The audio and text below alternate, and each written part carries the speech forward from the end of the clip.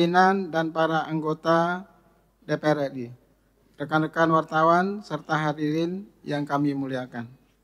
Segala puji dan syukur kehadirat Allah Subhanahu wa taala yang telah memberikan rahmat dan nikmatnya kepada kita dan mengaturkan salam dan salawat pada junjungan kita Nabi besar Muhammad sallallahu alaihi wasallam.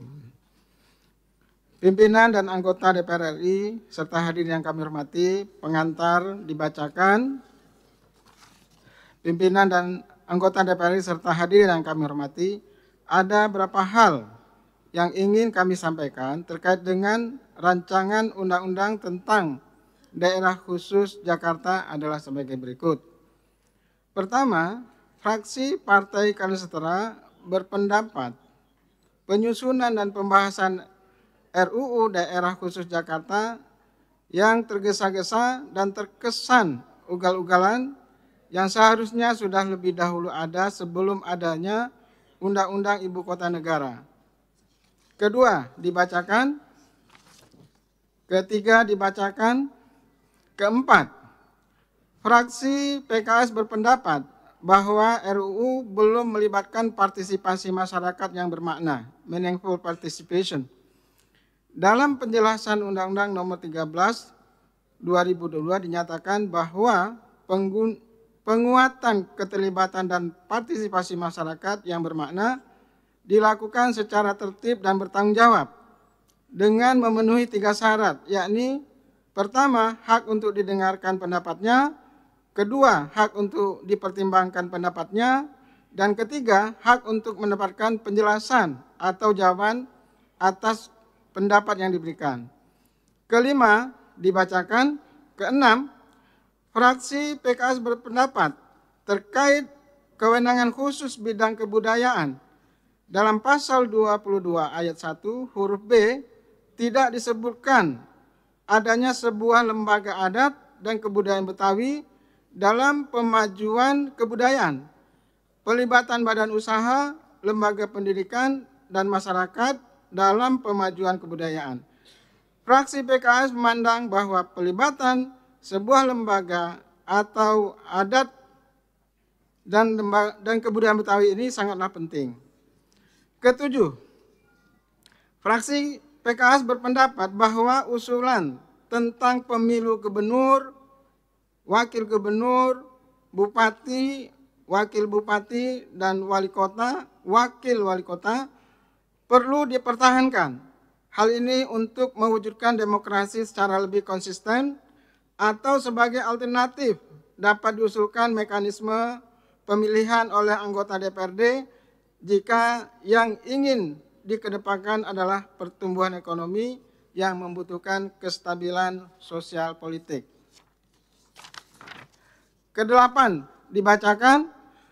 Pimpinan dan anggota DPR RI serta hadirin yang kami hormati, berdasarkan catatan-catatan yang kami paparkan di atas, kami menyimpulkan DKI Jakarta masih layak menjadi ibu kota negara.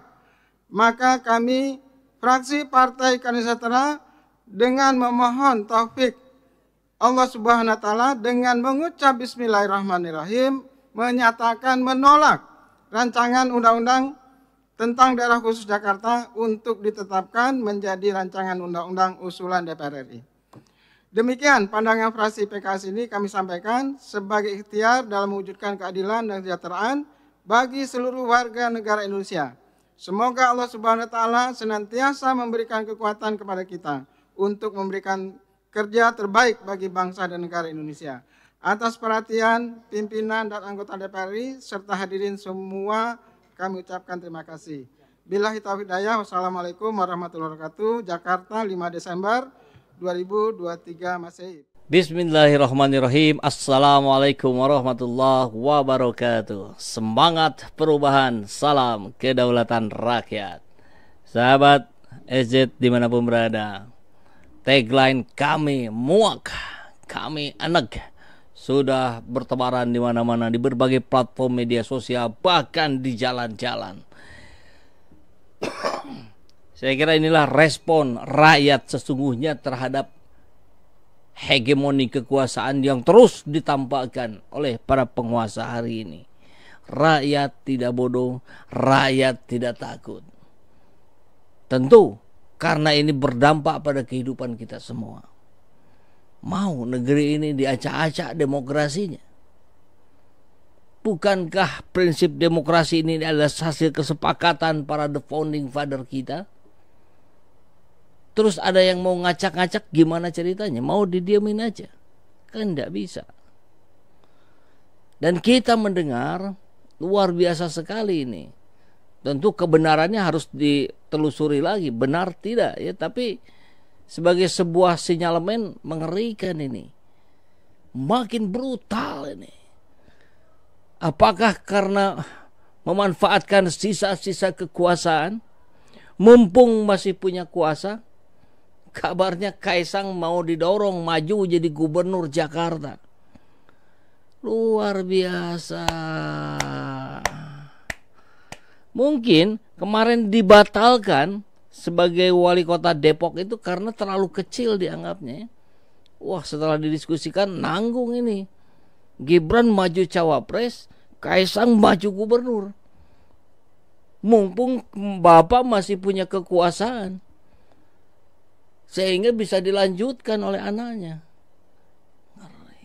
Anakku, penerusku, pamanku, penentuku. Dahsyat luar biasa ini. Tapi rakyat punya mimbar hari ini yang bernama media sosial. Kita harus manfaatkan ini.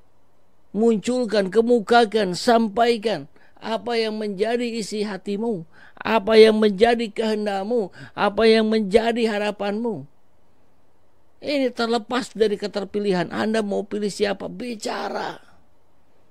Nanti ketahuan kok yang mana buzzer, yang mana real, yang mana robot, yang mana original. Mudah kok ketahuan nanti. Kabar dari Demokrasi, Kaisang dikabarkan maju pilkada DKI. Muncul usulan pilkada dipercepat saat Jokowi masih menjabat. Dahsyat bukan? Tentu ada upaya-upaya yang bisa dilakukan ketika Pak Jokowi masih menjabat. Seperti yang kita dengar misalkan ada baliho-baliho di daerah Jawa Timur yang dipasang oleh aparat. Ceritanya begitu, meskipun tentu itu dibantah. Dan konon katanya itu juga yang akan dilakukan di berbagai daerah lain. Wow. Mengerikan sekali ini. Nama Ketua Umum Partai Solidaritas Indonesia Kaisang Pangarep belakangan tengah mencuat dalam bursa calon gubernur untuk DKI Jakarta 2024 mendatang. Sebagai bungsu dari Presiden Joko Widodo, Kaisang Pangarep dinilai memiliki peluang besar untuk maju dalam kontestasi kepala daerah tersebut. Pengamat politik Jamaluddin Ritonga menyatakan bahwa peluang Kaisang Pangarep untuk maju di Pilkada DKI Jakarta sangat terbuka. Mengingat posisinya sebagai Ketua Umum PSI dan memiliki 8 kursi di DPRD DKI Jakarta periode 2019-2024. Di pusat nggak ada PSI ya. Ini dapat menjadi modal awal yang kuat bagi Kaisang jika ia memutuskan untuk maju sebagai calon gubernur DKI Jakarta. Selain itu, peluang Kaisang untuk berkompetisi dalam Pilkada DKI Jakarta semakin terbuka lebar jika Pilkada serentak yang awalnya dijadwalkan 27 November itu dipercepat, dilaksanakan lebih awal. Kenapa? Ya biar presidennya masih menjabat. Usulan untuk mempercepat Pilkada serentak menjadi bulan September telah muncul. Waduh, ini gambarnya nggak tepat banget ya. Hal ini dipicu oleh kemungkinan sulung Presiden Jokowi Gibran Rakabuming Raka yang sebelumnya terkendala oleh aturan batas usia minimum akan maju di Pilpres 2024 setelah putusan dari MK. Dengan pelaksanaan Pilkada serentak yang dipercepat pada bulan September, dipercepatnya banyak ya, 2 bulan itu. Presiden Jokowi masih akan memerintah. Hal ini akan memudahkan Kaisang untuk mendapatkan dukungan dari partai lain sebagai calon gubernur Jakarta. Ya seperti yang terjadi hari ini. Bagaimana ketika Gibran dicalonkan ya semua manut saja walaupun terpaksa. Mau nggak mau. Era politik sandera ya begini jadinya. Meskipun Kaisang baru-baru ini terjun ke dunia politik, partai politik diperkirakan akan dengan senang hati mendukungnya dalam Pilkada DKI. Hal ini dapat dilihat dari dukungan sejumlah partai politik kepada Gibran Rakabuming Raka, sulungnya, untuk maju sebagai cawapres dari koalisi Indonesia Maju. Meskipun memiliki pengalaman yang terbatas sebagai wali kota Solo selama 2 tahun terakhir, ya nggak ada juga, nggak bisa dibilang pengalaman itu ketika semuanya hanya diberikan begitu saja. Proyek-proyek datang bukan karena kehebatan Gibran, tapi karena ada bapaknya sebagai presiden. Meskipun isu dinasti politik menjadi sorotan masyarakat, partai politik tampaknya tidak akan memperdulikannya, asalkan dapat menguntungkan partai tersebut. Ujung-ujungnya kepentingan pribadi, kepentingan kelompok. Mereka cenderung patuh mengikuti kehendak Presiden Jokowi. Pengamat dari Universitas Esa Unggul ini menilai bahwa ketidakpedulian terhadap isu dinasti politik akan semakin besar jika Prabowo Gibran memenangkan Pilpres 2024. Jadi tentu ini harus kita tolak, harus kita perjuangkan ya, penolakannya.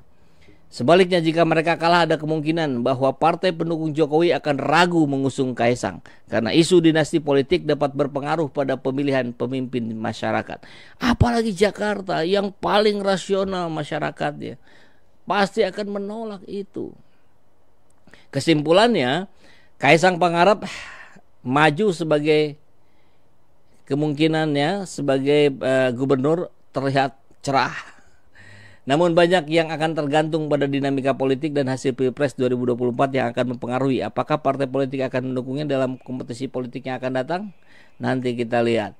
Mudah-mudahan ini menjadi sebuah catatan penting buat kita bahwa politik dinasti jelas itu potensi untuk terjadinya nepotisme, ya.